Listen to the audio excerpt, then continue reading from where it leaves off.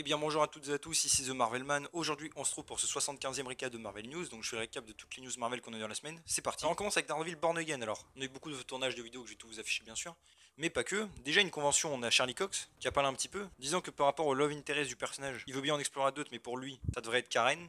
Il avait déjà dit ça avant. Aussi il a teasé d'ailleurs un passage, peut-être un nouveau costume, mais il y avait des rumeurs qu'il y en a en effet un sur le tournage. Il a redit aussi que dans She-Hulk ils ont bien pris Daredevil de Netflix, donc celui du MCU évidemment, pour le ramener, rappelons que c'est le même.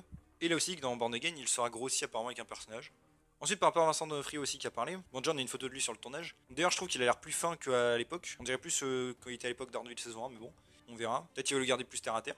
Il a aussi dit que depuis le début de la série Netflix, il se prépare quand même pour affronter Spider-Man un jour et qu'il va l'éclater. Il a aussi dit que du coup, la série sera très violente, aussi violente que l'ancienne, et que ce soit niveau violence mais aussi mental, psychologique. Que ça allait être le choquant aussi, mais assez émouvant. Et donc voilà, violence physique, émotionnelle. Et aussi que vu tout ce que son personnage a déjà fait au cours du MCU, il a dit qu'on sait que ça va aller loin, aussi dans Echo d'ailleurs. Il a aussi dit qu'il y aurait donc bien une saison 2 de Born Again, qui est une figure qu'il avait déjà teasé, je rappelle, et qu'il y aurait des payoffs énormes, même si dans la une aussi. D'ailleurs, un leaker a sous-entendu que le fait qu'il parle de saison 2, ce serait juste que la série soit coupée en deux, mais bon, moi je pense qu'il y aura une saison 2.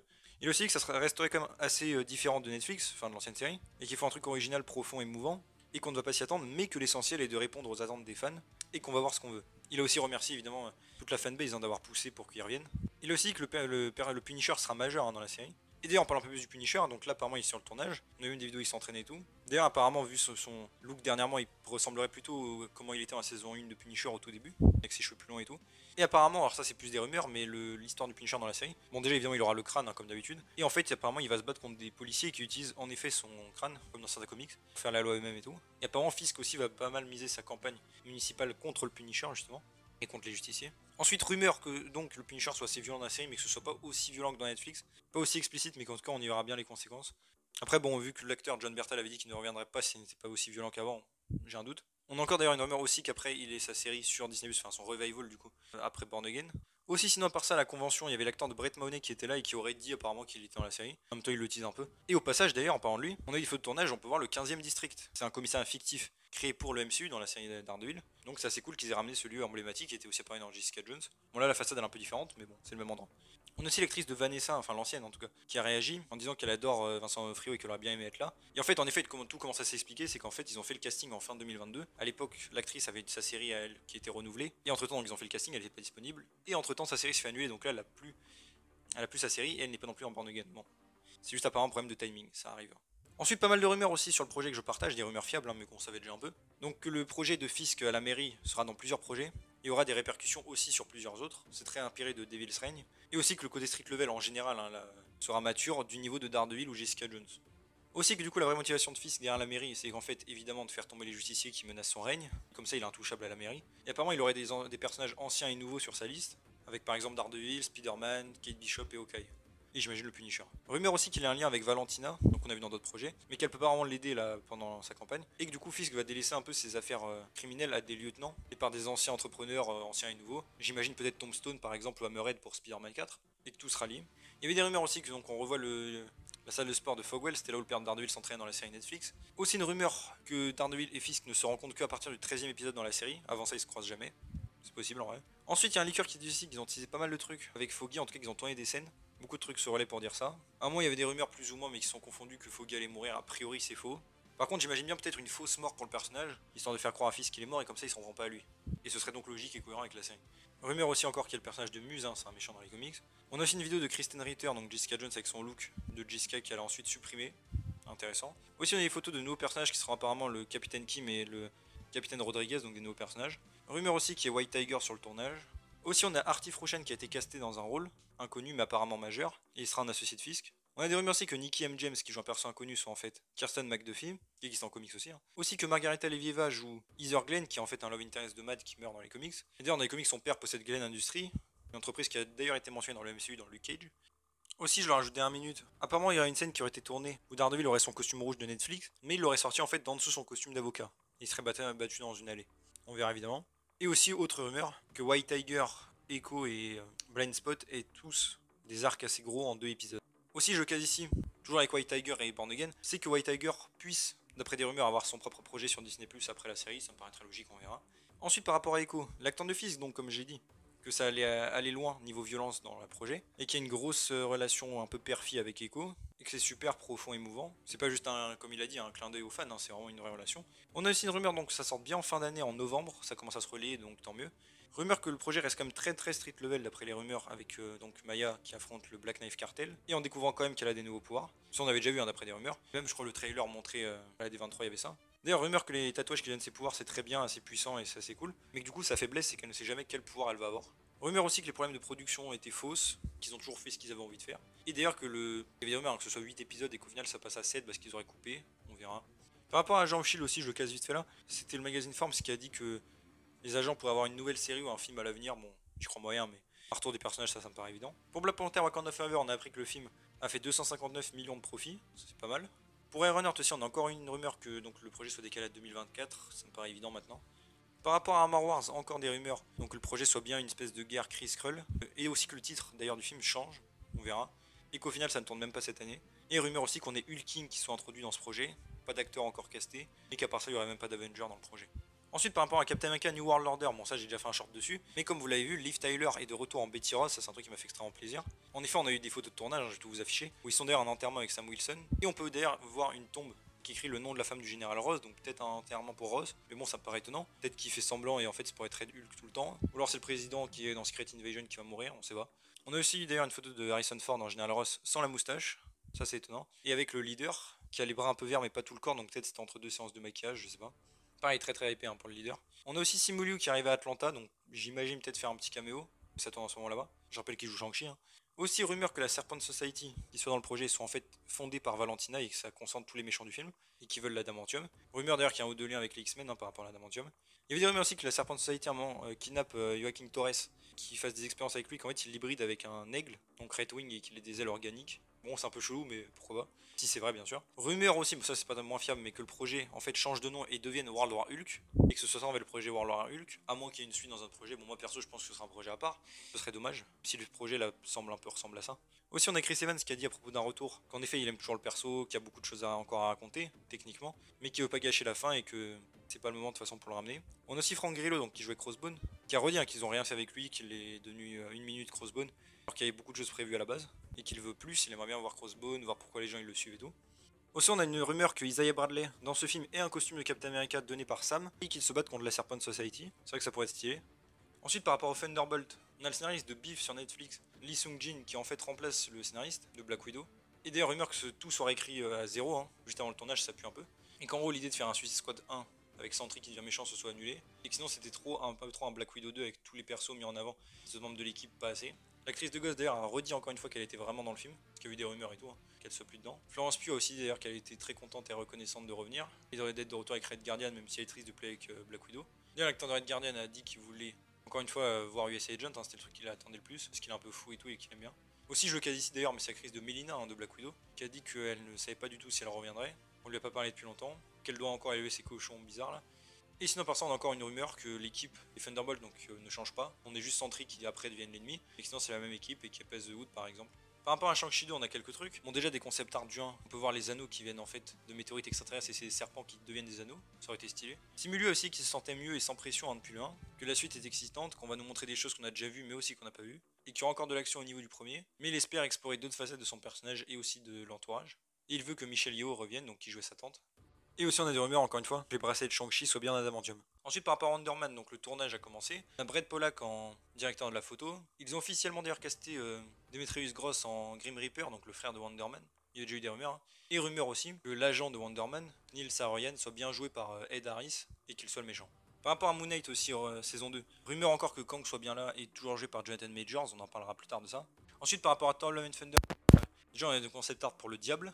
Le film aussi aurait fait un profit de 103 millions de dollars. Et on a aussi Zachary Levi donc, qui jouait Fandral. Il a dit que c'était amusant parce qu'il a failli être dans le premier film en fait, mais il y a eu un empêchement à ce moment-là, du coup, Feige l'a proposé de revenir dans le 2. En disant que contrairement au premier film, les trois guerriers c'est très important, et une énorme partie du film, donc il a menti évidemment. Et il a aimé faire le perso, mais c'était pas aussi important qu'il l'aurait cru. Ensuite pour Loki saison 2, on a quelques rumeurs. Une encore une fois que ça sort en septembre, bon ça on le savait. Mais un autre leaker dit que carrément ce serait décalé à l'année prochaine, car il y aurait vraiment trop de problèmes en post-production. Mon perso j'ai un doute, mais bon, on verra. Et aussi que le trailer du coup peut-être sorte bientôt. D'autres leakers disent que non, d'autres disent que oui dans les semaines à venir. On a aussi une rumeur que le mystère du TVA dirigé par Kang soit en fait résolu dès l'épisode 1 et qu'en fait ce soit la Sylvie AG qui le dirige. Bon, ça il y avait déjà eu des leaks.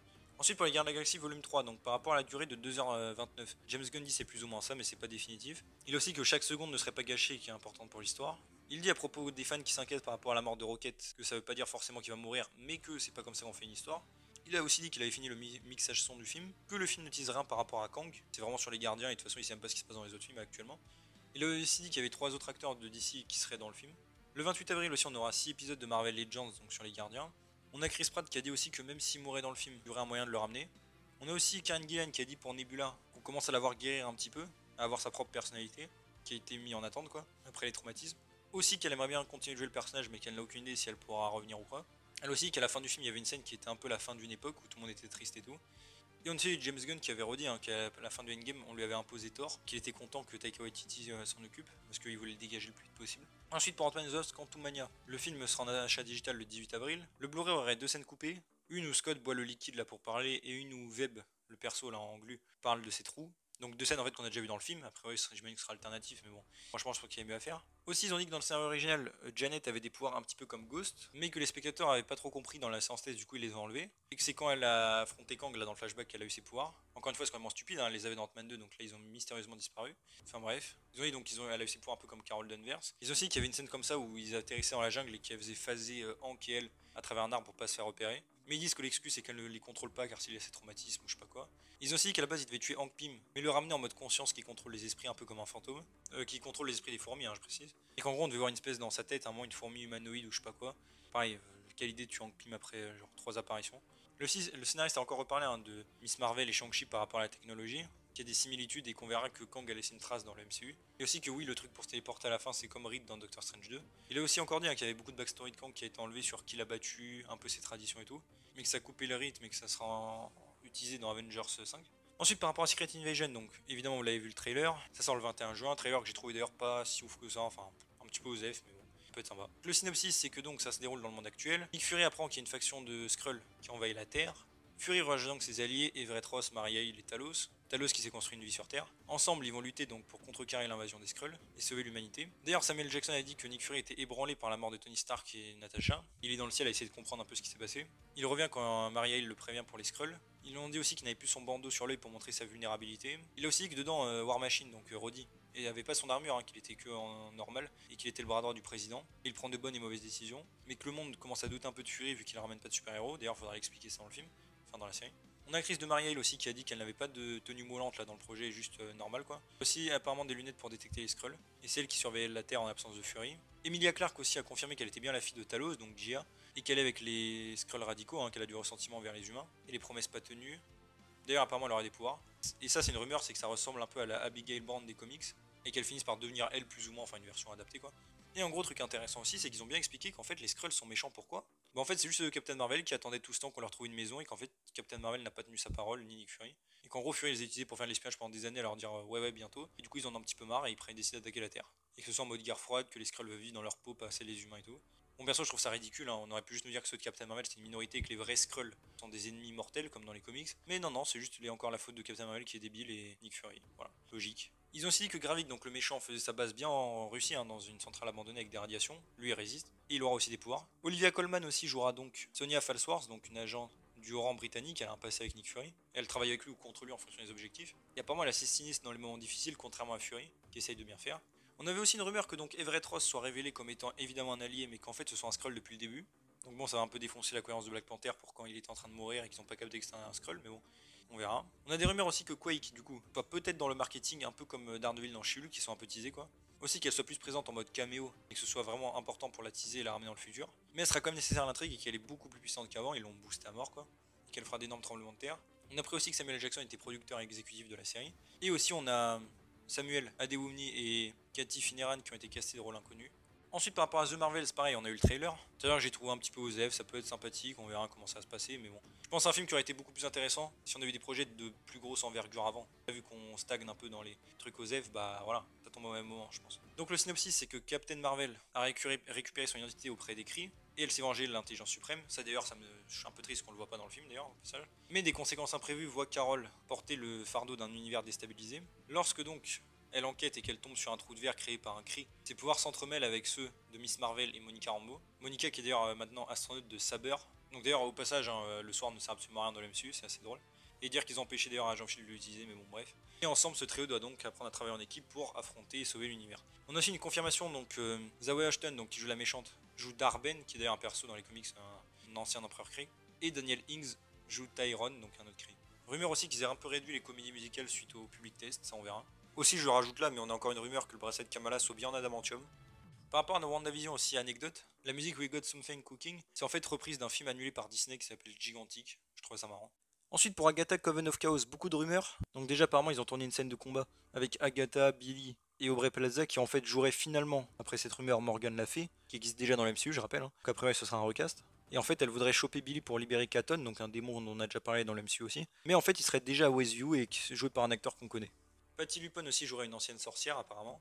Ils auraient aussi réécrit la série pour qu'il y ait plus de méchants, à ce qui paraît 6 de différentes importances, et qu'il y ait plus d'action à grande échelle surtout pour les 4 derniers épisodes, et que les méchants du coup seraient donc Morgan la Fée, qui serait principal sauf à la fin, ensuite The Hood, qui serait d'abord dans Ironheart, qui d'ailleurs ne serait pas appelé The Hood dans la série, apparemment Wanda donc qui obéira à Mephisto, aussi Mephisto du coup à part, Katon donc le démon, et aussi donc un couvent de sorcières à part, j'imagine lié à Morgan. Et apparemment la production irait bien et apporterait beaucoup à MCU en général. Pour Vision Quest aussi, rumeur toujours qu'il y ait Kate Bishop qui apparaisse, et qu'il y ait les scénaristes qui travaillent le screenplay apparemment avant la fin de l'année. Et aussi on a des rumeurs que dans en fait l'intrigue qui lance la série, c'est Tommy, donc réincarnation des enfants de Wanda, qui fasse une explosion avec ses pouvoirs en cours, et que ça attire l'attention de Vive, qui est donc la fille de Vision, en tout cas dans les comics. Rumeur aussi que pour le personnage de Vive, dans les concept art, elles sont inspirées de Sadie Sink, l'actrice de Stranger Things, et que non, elle n'a pas le rôle, mais qu'il y a des discussions pour l'avoir. Ensuite, par rapport à Avengers The Kang Dynasty, Secret Wars, je mélange les deux. Le scénariste du 5 dit que c'est presque drôle de comment c'est dur d'écrire le film, et qu'il est content d'avoir Michael Waldron, donc son collègue dans l'autre film. Un leaker dit donc qu'ils vont faire plus ou moins comme Crisis on Infinite Earths pour le Arrowverse, mais donc dans plusieurs films. C'est un peu ce qu'on s'attendait. Rumeur que dans Avengers 5, d'ailleurs, Wanda soit recrutée par Kang, et qu'on ait une énorme baston entre elle et Doctor Strange, et aussi qu'elle soit la clé de la création de Battleworld. Et que malgré tout ça, ne soit pas du côté des méchants. J'imagine que ça fait allusion à la rumeur qui disait qu'en fait Strange serait le vrai ennemi, en tout cas du point de vue de Kang. Rumeur encore une fois qu'il y ait bien les Young Avengers dans le film, composés de Billy et Tommy, leur incarnation, Vision, Hulking, Kate Bishop, Cassie Lang, Ellie Bradley, et aussi Nathaniel Richards, donc Iron Lad, même s'il n'a pas été introduit, et que Kamala Khan, America Chavez et Kid Loki ne fassent pas partie de l'équipe, bien que Kamala Khan, elle apparemment sera avec les Avengers créés par Shang-Chi, en tout cas une équipe à part. Bon, tout ça encore une fois c'est des rumeurs, on verra. Aussi, comme vous l'avez vu, je pense, ça a tourné pas mal, hein. Jonathan Majors avait été arrêté un moment pour une dispute et tout, apparemment il y aurait eu de la violence avec sa petite amie. Apparemment l'affaire se sera arrangée, mais bref. Apparemment Marvel serait quand même chaud évidemment de le garder, c'est assez logique, et ils auraient discuté de la situation et tout, mais bon, a priori ça s'emballait bien pour lui. Aussi je le casse vers ici, c'est par rapport à Thanos. Jim Lee, le créateur, avait dit qu'il savait tout ce qui allait se passer dans les films hein, depuis le début, et il a révélé aussi qu'il y avait une séquence de à peu près 45 minutes. Dans Infinity War, on voit en fait comment il a eu la pierre du pouvoir, mais ils l'ont coupé parce qu'en fait ils l'ont tourné, mais ils n'ont jamais fini les effets spéciaux, et ça aurait rallongé beaucoup la durée du film. Ils pensaient pas que ça aurait tant de succès, donc voilà. C'est vrai que c'est dommage, j'aurais beaucoup aimé voir comment il a eu la pierre. Ensuite, par rapport à Spider-Man 4 avec Tobey Maguire, je le case ici, Sam Raimi a parlé, disant que s'il le faisait, il ferait une espèce d'équilibre avec un peu le Tobey qu'on a vu dans No Way Home, en tout cas sa situation, et que pour que le nouveau méchant soit bien, faut qu'il soit original, et aussi qu'il traverse l'exact opposé de ce que Tobey traverse, en tout cas à l'heure actuelle, pour sa vie. Franchement, j'aimerais beaucoup. Hein. Ensuite, par rapport à Spider-Man 4 du MCU cette fois, déjà une anecdote, c'est l'homme sable, l'acteur en tout cas qui a dit que pour No Way Home, il y avait une histoire avec sa fille et tout, une longue histoire, mais ça a été cuté, et que vu que son personnage a pas eu beaucoup, il y a moyen qu'il revienne pour avoir une vraie fin, et qu'il y aurait eu apparemment, il l'a dit, hein, des discussions avec Amy Pascal et Kevin Feige, avec un film Marco pas tout le temps du coup en sable. Il disent que malgré la guérison, il n'est pas humain. Et qu'en gros, le remède là qu'on a eu dans No Way Home pour tous les méchants soit potentiellement temporaire, ou en tout cas qu'il les aide à contrôler leur pouvoir, mais pas complètement définitif. Vu qu'il y avait des rumeurs d'ailleurs un film sur lui, Electro, même le bouffon vert, peut-être c'est par rapport à ça. Ensuite pour Across the Spider-Verse, donc vous avez vu le trailer, j'imagine, beaucoup ont aimé. Moi aussi hein, j'ai adoré. Bref, aux 3 Spider-Man. J'ai en effet un short, la reconfirmation encore une fois que la Terre du MCU est la Terre 199999. Encore une fois, ça n'a jamais été 616, hein, ça a été toujours dit officiellement que c'était cette Terre là. 616 ça a été inventé juste dans les films là, parce que faire genre c'est une ref au clin d'œil aux comics, mais c'est tout. Aussi on a un court métrage qui s'appelle The Spider Within, donc un court métrage d'animation qui montre Miles Morales, lutte avec ses études, son rôle de héros, ses responsabilités, et qu'apparemment Miles aura une attaque de panique avec tous les trucs qu'il a en même temps, toutes les pressions. Il apprendra que donc demander de l'aide peut être aussi courageux que les autres quand ils ont besoin de Spider-Man. Donc ce sera montré au festival d'Annecy en juin d'animation. Et on a aussi encore une rumeur, hein, je le casse là, que les personnages là, de cette saga reviennent dans Secret Wars, on verra, donc en live action. Aussi Daniel Kaluuya qui joue donc Spider-Punk a dit qu'il était super content parce qu'il vient de la ville d'où vient Spider-Punk, il était très content de pouvoir jouer le perso. Ensuite pour le film Kraven, c'est Russell Crowe qui joue dans le film, hein, je rappelle, le père de Kraven normalement. Il a dit qu'il allait bientôt retourner des scènes pour les reshoots, que le réalisateur est excité de montrer le film, que ce sera inattendu, et il sombre aussi, qu'il y aura beaucoup de sauts dans le temps dans le film, pour le personnage surtout, c'est complexe, c'est intéressant. D'ailleurs, Russell Crowe dit qu'il était content de ne pas porter de costume. Il dit aussi hein, que son rôle est significatif pour les personnages, mais qu'il n'est pas tant que ça dans le film, c'est plus un rôle d'arrière-plan. Et il a un accent russe aussi. Par rapport à El Muerto aussi, le gars qui fait la pub de l'acteur a dit que le tournage n'avait pas commencé et que c'est au point mort avant de dire en fait que c'était en développement. Et d'ailleurs, l'acteur lui-même a plaisanté disant qu'il pouvait être remplacé par Pedro Pascal. Ensuite, pour les 4 fantastiques, on a le scénariste de Avatar 2 qui va remplacer les anciens. Apparemment, ce serait pour que le film soit plus sérieux et moins comique. J'ai envie de dire tant mieux. Rumeur d'ailleurs que le scénario original était bon, hein, mais qu'il l'appelle pour que ce soit vraiment parfait au niveau supérieur. Rumeur encore une fois que ce sera très cosmique dans les années 60 avec Galactus et le surfeur d'argent. Un autre leaker dit d'ailleurs que les fantastiques, enfin Galactus et le surfeur d'argent n'aient jamais été envisagé, bon on verra. On avait une rumeur aussi que Suzanne Herrid apparemment aurait été castée. D'ailleurs l'actrice Jodie Corner a dit que par rapport aux rumeurs sur elle, elle sait rien du tout mais qu'elle ne dit pas non au rôle. On a un leaker aussi qui dit que finalement, pas sûr qu'il y ait Franklin et Valeria Richards, en tout cas qui apparaissent plus tard mais pas dans ce film là. Encore une fois, pour moi, de toute façon, c'est trop tôt. On a une rumeur aussi que Paul Mescal soit apparemment vraiment envisagé pour Johnny Storm, un des noms qui reviendrait le plus. Par rapport à Deadpool 3 aussi, on a donc officiellement les personnages donc Dopinder et Hal qui sont de retour. Et aussi, ça je vais rajouter 1 minute, on a aussi Vanessa, Colossus et Negasonic qui ont été annoncés officiellement de retour. On a aussi l'acteur Matthew McFadden qui a rejoint le casting. Rôle inconnu, mais apparemment il serait la 3ème roue du carrosse avec le duo Wolverine-Deadpool, donc qui sera majeur, avec des éléments très comiques. Il y avait des rumeurs d'ailleurs qu'il puisse jouer un agent du TVA, mais aussi qu'il puisse jouer en fait Bob, qui est en fait un ex-agent de Hydra, c'est un mec un peu connu des comics, Bob, agent de Hydra. D'ailleurs qu'il a un costume très comics accurate de Hydra.